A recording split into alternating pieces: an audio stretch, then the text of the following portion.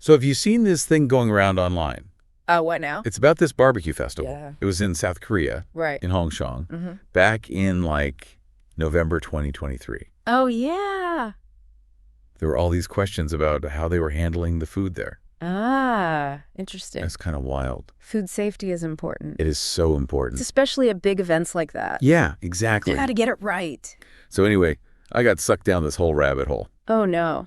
But in a good way. Okay. I mean, it's fascinating to see all the different perspectives on this. I bet. And luckily, yeah. we've got some really interesting sources to help us figure out what actually went down. Great. Can't wait to dive in. Me too. Yeah. So this whole thing Yeah. with the Hongshong Barbecue Festival, it's become a full-blown controversy. I've heard some rumblings. Yeah, and the allegations about how the raw meat was being handled Oh, boy. are pretty serious. I can imagine. And then you throw in this company, Theborn Korea. Oh, yeah. Park Jung-won's company, right?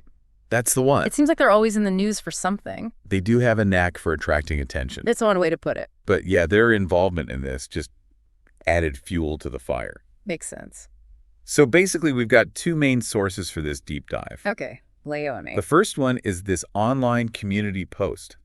I'm guessing this is where it all started. Don't go. People love to share things online. Don't they, though? It's like a digital wildfire sometimes. Totally. Yeah. And this post really broke down what this one person apparently saw happening with the meat. Interesting. And get this. Yeah. They posted pictures and even videos. Oh, wow. So there's visual evidence, too. Exactly. That definitely adds a whole other layer to things. Good job. Visuals can be very powerful. For sure. Then our second source is a news article that picked up the story. Okay, so it went from online chatter to the actual news. Right. That's when you know it's gotten serious. Absolutely. And the article also includes a response from Theborn Korea. So they're addressing the allegations. They are. Interesting to see how they're handling it. It is. Public perception can be so fickle these days. It's true. One wrong step, and it's all over social media. And that can be really damaging. Oh, absolutely. So our goal today is to look at all of this Yeah. and really understand what happened. Like what the facts are as we know them, Right. and then unpack those concerns. Yep. And think about what this whole thing means. The implications of it all. Exactly. So why don't we start with those online posts? Yeah, it's good. Like, what was people actually seeing? Okay, so according to the online post, there was all this raw meat. Oh, no. Yeah, and it was just sitting out in the open. Out in the open? Yeah, like in the back of a truck. Oh, wow. At the Hongshong Festival site. No way. And this was back in November. Last year. Yep. That's a pretty big no-no, right? It's not ideal. Not ideal at all. Yeah. So the photos and videos showed the meat Yeah. just completely uncovered. Totally uncovered and just baking in the sun. Ew, that's kind of gross. And definitely not sanitary. Not at all. I mean, was it at least in proper containers or something? Nope. Ooh. The post said it was just wrapped in this thin plastic sheeting. Like the flimsy see-through kind? Exact. You've got to be kidding. And hold on to your hat because get this. What? No refrigeration. What? Not a fridge in sight. Oh my God, that's so bad. Especially on a warm day. Which I'm guessing it was. It was. That's just a recipe for disaster. It's not good. You're telling me? Raw meat just sitting out there in the heat. Yeah, that's pretty concerning. Huge red flag. For sure. And that's not even... All. There's more. Yeah, so the person who posted this, they also pointed out that the festival staff who were handling the meat weren't exactly dressed for the occasion. Oh, what do you mean? Like they were wearing short-sleeved shirts and gloves. Okay. But no dedicated sanitary clothing. No, like hairnets or aprons or anything? I don't know. Oh, yikes. And then they mentioned the temperature. Ooh, that's important. Right. So what was it like? They said it was around 25 degrees Celsius in Hongshong that day. 25. Yep. That's like 77 degrees Fahrenheit. Pretty warm. That's way too hot for raw meat to be sitting out like that. It's definitely not food safe. And they called that out in the post, right? They did. Good for them. Because you just know that something's going to spoil in that kind of heat. It's a breeding ground for bacteria. Not to mention all the other food safety issues. Exactly. So leaving raw meat exposed like that, Yeah. well, it goes against the law in South Korea. Seriously. Oh, yeah. They've got this thing called the Food Sanitation Act, Article 44. Okay. And it says that anyone who's handling food has to do it in a hygienic way. That makes sense. Right. Yeah, of course. And that they have to store and transport it properly. To prevent it from going bad. Exactly. So like no spoilage, no damage, no contamination. That's pretty clear cut.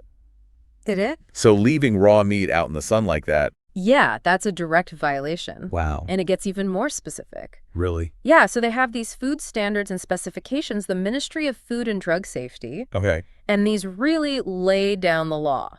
Interesting. So Article 4 specifically says that refrigerated foods... Like raw meat. Exactly. It has to be transported at a very specific temperature range. Okay. What's the range? Between 0 degrees C and 10 degrees C. Ooh, Celsius. Yeah, that's 32 degrees to 50 degrees. Okay, so pretty cold. Yeah, and then for frozen foods, Mm-hmm. it's even colder. Like how cold? Below Natick 18 degrees C. Which is Wow. around 0 degree. Wow, so they're really strict about temperature control. They are. And it's for good reason. Totally. And these regulations also talk about packaging. Ah, so like it can't be just any old plastic wrap. Right. It has to be proper packaging. Exactly. And it has to prevent any direct contact with the outside world while it's being transported. So thin plastic in the back of a truck, On a hot day. not going to cut it. Nope, not even close. So if they find out that the festival organizers actually broke these rules, Oh, they could be in big trouble. like what kind of trouble? Legally, Yeah. well, it depends how serious the violation was. Mm-hmm.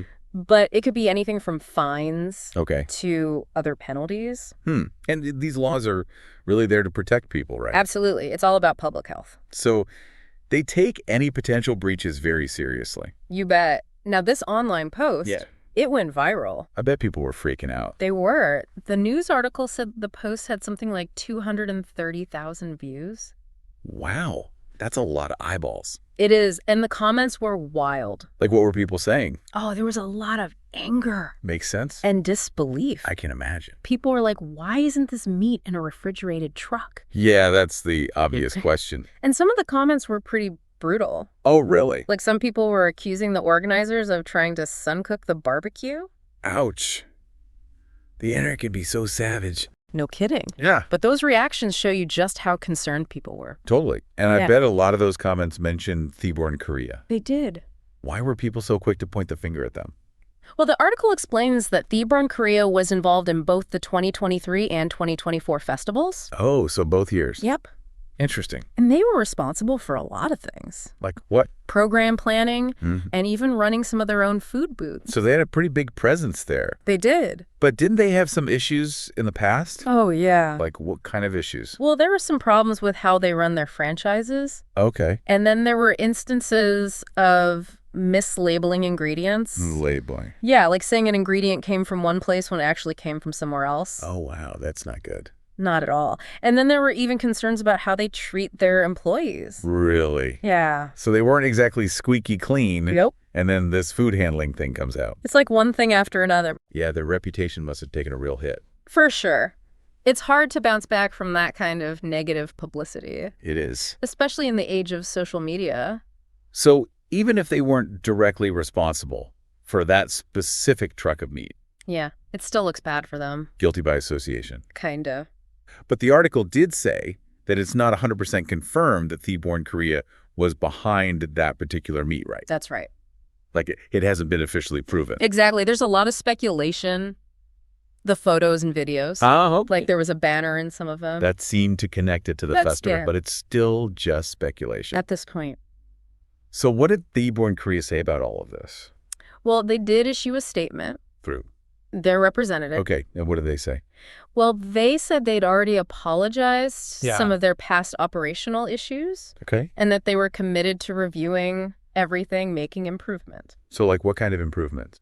Well, they mentioned setting up a better monitoring system, Okay, to ensure consumer safety. That's a good step. And they also talked about potentially bringing in outside experts. To help them. Yeah, like to make sure everything's up to snuff.